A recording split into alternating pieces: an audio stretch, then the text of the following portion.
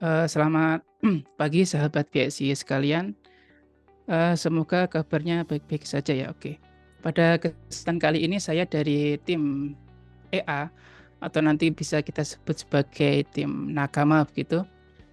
Pada kesempatan kali ini saya akan mengisi tech talk dengan tema I Human yang nanti ada kaitannya juga dengan AI, automation dan juga sebuah pencarian bahwa kita sebagai manusia itu adalah makhluk yang unik. Oke, saya mulai dulu dengan mengingatkan kita bahwa kita ini adalah manusia. Dan manusia itu mempunyai sebuah keistimewaan bahwa manusia diciptakan dengan kecerdasan yang dimiliki olehnya yang tidak dimiliki oleh makhluk lain ataupun bahkan makhluk hidup maupun makhluk tidak hidup di dunia ini. Nah, namun seiring berjalannya waktu, manusia sendiri itu menciptakan sebuah mesin yang dia dapat berpikir dan juga dapat melakukan hal-hal yang bisa dilakukan oleh manusia itu sendiri. Oke, mungkin saya mulai dengan dua gambar ini ya. Bahwa gambar ini adalah sebuah film yang menceritakan tentang robot yang di dalamnya ditanamkan sebuah artificial intelligence. Sehingga robot ini memiliki kesadaran ataupun bahkan dapat berkehendak di luar dari nalar ataupun algoritma yang dimasukkan ke dalam robot itu oleh si penciptanya. Nah, kedua film ini menjadikan gambaran bahwa AI ini bisa dimanfaatkan dalam hal apapun termasuk menjadikan hal yang seperti robot ini misalnya tidak mempunyai pikiran, dia akan menjadi pikiran. Nah, namun dalam ini adanya dua contoh ini adalah baru dalam bentuk film. Jadi dalam bentuk nyata mungkin belum sampai terjadi hal-hal yang telah difilmkan. Namun dalam hal itu bisa jadi apa yang terjadi di film itu akan terjadi di dunia kita nanti. Oke. Nah, selanjutnya saya ingin mengawali bahwa apa itu AI begitu ya. Nah, secara gampangnya AI itu adalah sebuah prediksi atau mesin yang bisa memprediksi. Jadi kalau kita ada mesin ataupun teknologi yang bisa memprediksi, itu bisa dikatakan sebagai AI. Seperti misalnya untuk perkiraan cuaca misalnya, atau perkiraan adanya naik turunnya saham begitu. Nah, ataupun ada lagi bahwa AI ini adalah sebuah algoritma. Jadi algoritma yang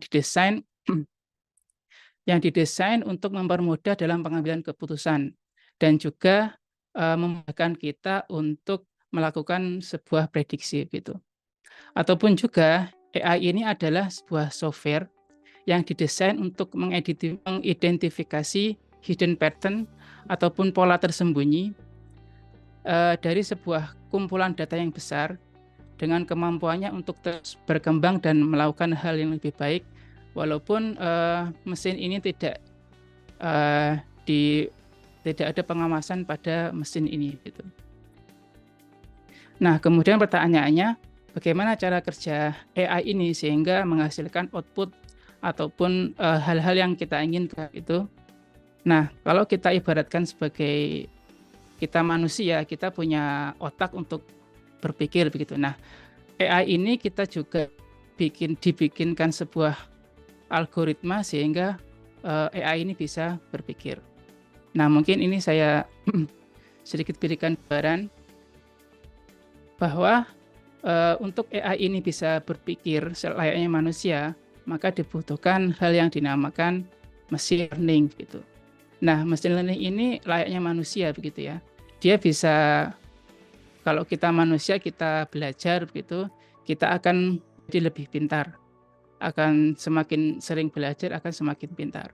Nah, kemudian bagaimana machine learning ini belajar gitu, maka dibutuhkan 3 layer gitu. Yang pertama adalah data, kemudian yang kedua adalah algoritma, dan yang terakhir adalah result. Nah, tujuan dari machine learning ini adalah untuk mendapatkan result yang paling optimal gitu.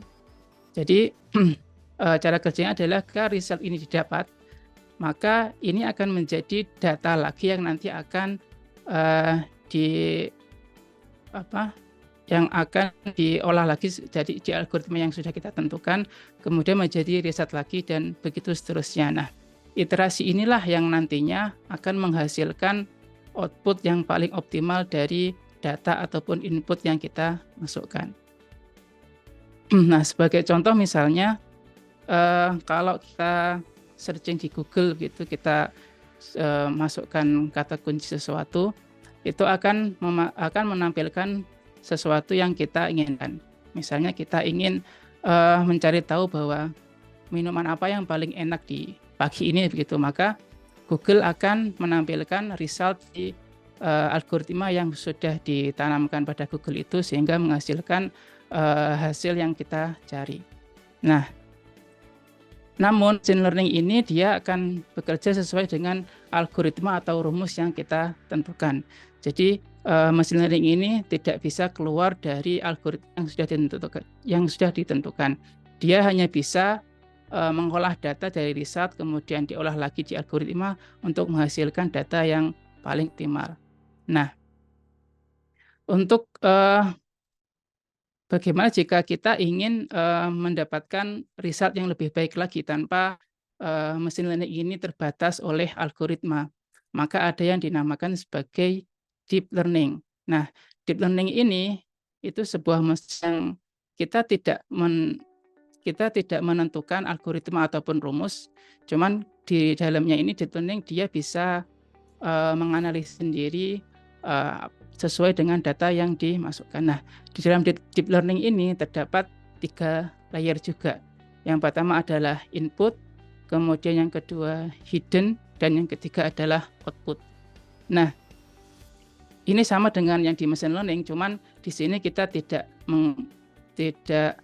mengidentifikasikan bahwa ada rumus ataupun algoritma di dalamnya. Nah, prosesnya kira-kira seperti ini. Jadi ada input ini, kemudian ada hidden pattern-nya, dan ada output. Misalnya di input ini ada data sekian begitu ya. Nah, kemudian di hidden pattern-nya ada data sekian. Nah, di sini akan ada neural-neuralnya yang akan berkaitan antara input dan hidden pattern-nya. Ini akan semakin banyak sehingga data yang dimasukkan itu akan diolah oleh si deep learning ini, dan di dalam hidden pattern ini tidak hanya cuma satu neural, tapi ada banyak, ada lebih dari 2, 3 dan sebagainya. Nah, dan ini ketika ini sudah banyak, maka dia akan menghasilkan output yang paling optimal dari input yang kita masukkan. Nah, ini terinspirasi dari saraf yang ada di manusia. Jadi yang menginspirasi ini adalah saraf yang ada di manusia, sehingga ketika ada input yang banyak, kemudian ada data yang banyak pula, maka akan menghasilkan output yang paling optimal. Oke.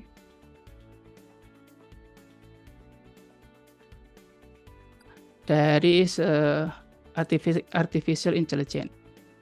Nah, AI ini kita mulai pada tahun 1936, di mana Alan Turing mengembangkan konsep yang dinamakan sebagai Turing Machine, yang merupakan model dari komputasi teoritis pertama. Yang ini merupakan pembuka jalan bagi pengembangan komputer dan pemikiran tentang kecerdasan buatan di masa yang akan datang. Nah, kemudian di tahun 1956 ada sebuah workshop di Dartmouth College yang dipimpin oleh John McCarthy, yang kita tahu dia adalah bapaknya AI. Dia dan timnya memulai sebuah proyek dengan keyakinan bahwa setahun adalah waktu yang cukup untuk mengajarkan komputer melakukan segala sesuatu. Nah, namun di tahun itu pun sampai beberapa tahun selanjutnya tidak ekspektasi mereka tertinggi sehingga ekspektasi itu tidak terpenuhi. Nah, kemudian selanjutnya di tahun 1950 sampai 1960 ini ada pionir tentang linguistik komputer. Di sini ada Josh Zip dan Noam Chomsky. Mereka mengembangkan teori linguistik yang menjadi dasar untuk pengembangan sistem pemrosesan berbasis alami. Kemudian selanjutnya di tahun 1955, The Logic of Theories. Nah, di sini John McCarthy kembali mengembangkan program komputer pertama yang disebut sebagai The Logic Theories yang dapat membuktikan teorema matematika secara otomatis. Kemudian selanjutnya di tahun 1960-an sampai 1970-an disebut sebagai masa pemrosesan simbolik. Nah, fokus utama daripada AI di sini adalah pada pemrosesan simbolik dengan menggunakan bahasa Lisp. Nah, pada periode ini pemrograman program-program seperti Dendral yang gunanya adalah untuk menentukan struktur kimia dan juga SHRDLU atau sistem pemahaman bahasa alami itu mulai bermuncul. Kemudian selanjutnya di tahun 1970-an krisis AI ini melanda. Jadi perkembangan AI tidak selaras dengan ekspektasi. Ini disebabkan oleh terbatasnya daya komputasi dan juga perangkat keras dalam beberapa dan juga ada masalah di beberapa hal yang lain. Kemudian di tahun 1980-an ini masa jaringan dan saraf tiruan. Di tahun ini jaringan dan saraf tiruan mengalami perkembangan, kemudian membawa AI menjadi lebih dekat dengan pemodelan otak manusia. Dan ini juga membantu dalam pemrosesan gambar dan pengenalan suara. Kemudian di tahun 1990-an sampai tahun 2000-an, ini peningkatan kecepatan komputasi dan ketersediaan data membuat kemajuan signifikan dalam pengolahan data alami dan pemahaman komputer dan juga pengenalan pola. Kemudian di tahun 2010, ini penggunaan AI mulai digunakan begitu. Jadi AI mulai digunakan secara luas dalam berbagai aplikasi, termasuk ada kendaraan, kemudian asisten virtual, dan juga rekomendasi-rekomendasi berbasis AI. Kemudian yang terakhir di tahun 2020-an, nah ini GPT mulai dikembangkan dan juga ada pengembangan selanjutnya. GPT-4 ini misalnya adalah suatu contoh dari sistem pemodelan bahasa alami yang canggih dan juga merupakan kelanjutan dari model-model dari GPT sebelumnya. Oke. Nah, setelah itu, kita akan bahas bahwa sekarang ini itu kita sudah mulai masuk dalam eranya artificial intelligence. Nah, di era artificial intelligence ini, maka apa yang menjadikan bahwa era sekarang ini dinamakan sebagai era AI, nah maka ini ada 3 hal yang menjadikan tahun-tahun sekarang ini ataupun tahun sebelumnya itu menjadi tahunnya AI. Nah, yang pertama adalah dunia yang semakin terkoneksi begitu. Nah, dengan kita tahu bahwa setiap hari kita terkoneksi dengan internet gitu kan. Kita tahu informasi, kita kita mencari informasi, kita mendapatkan informasi seperti itu. Nah, di tahun-tahun ini beda dengan tahun lamanya misalnya. Kita mau koneksi ke internet aja susah. Nah, kalau sekarang itu dunia menjadi semakin tidak ada gap-nya gitu kan. Jadi dunia ini kita tahu informasi di luaran sana dengan hanya berbekal handphone di tangan kita. Nah, kemudian yang kedua, ini datafication of us. Jadi dengan adanya konektivitas dunia yang semakin erat gitu kan, nggak ada gapnya, maka data yang ada di diri kita pun akan mudah tersebar di mana-mana. Bahwa tiap kemudian memposting sesuatu di sana itu adalah merupakan enabler bagi AI itu sendiri, karena data yang kita masukkan ke sosial media itu akan menjadi data massal bagi seluruh orang di dunia ataupun seluruh mesin di dunia. Dan yang adalah prediction machine. Nah, prediction machine ini seperti yang sempat saya singgung di awal, bahwa ini semisal kayak prediksi cuaca atau prediksi saham dan sebagainya. Nah, ketika prediction machine ini mulai banyak bermunculan, maka itu bisa dikatakan bahwa era sekarang ini adalah eranya AI gitu. Kemudian dari sini kita bisa dari AI yang dari dunia AI ini, maka akan terkuak bahwa kita itu akan menjadi tidak fokus begitu. Nah, tidak fokus di sini dalam artian bahwa AI ini yang dimaksud bukan hanya AI yang misal ChatGPT atau apapun itu, ini AI yang ada di ponsel kita misalnya, bahwa banyak notifikasi di dalamnya, notifikasi misalnya email atau apapun. Nah, ini akan membuat kita menjadi tidak fokus ketika kita melakukan pekerjaan.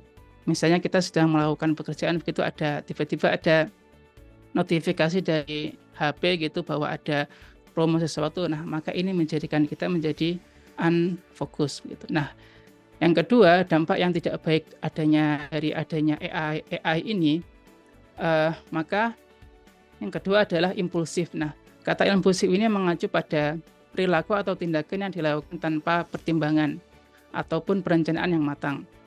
Nah, ini biasanya ketika kita mendapatkan suatu kabar gitu ya, misalnya kita tiba-tiba berkehendak langsung tanpa memikirkan hal-hal yang berdampak pada berita tersebut misalnya. Nah, kemudian yang ketiga itu adanya bias. Nah, di era sekarang ini informasi itu semakin banyak kita dapatkan dari banyak sumber begitu. Nah, dari banyak sumber itu maka akan terjadi ketidakjelasan bahwa berita ini apakah benar ataupun salah. Nah, maka di sini bias ini menjadi hal yang menjadi dampak jelek dari AI. Kemudian yang selanjutnya adalah kita menjadi narsis begitu kan. Karena dalam prakteknya misalnya di Instagram gitu ya, kita bisa memposting sesuatu dan di Instagram itu dia menanamkan AI di sana sehingga wajah kita bisa menjadi lebih bagus ataupun hal-hal lain, walaupun sebenarnya wajah kita nggak sebagus itu gitu.